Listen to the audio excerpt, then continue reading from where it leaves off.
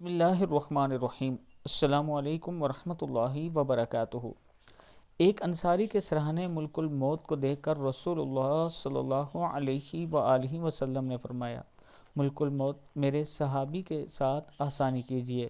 ملک الموت نے جواب دیا کہ اللہ کے نبی صلی اللہ علیہ وآلہ وسلم تسکین رکھیے اور دل خوش کیجیے، واللہ میں خود با ایمان کے ساتھ نہایت نرمی کرنے والا ہوں، یعنی جو ایمان والے لوگ ہیں ان کے ساتھ نرمی کرنے والا ہوں۔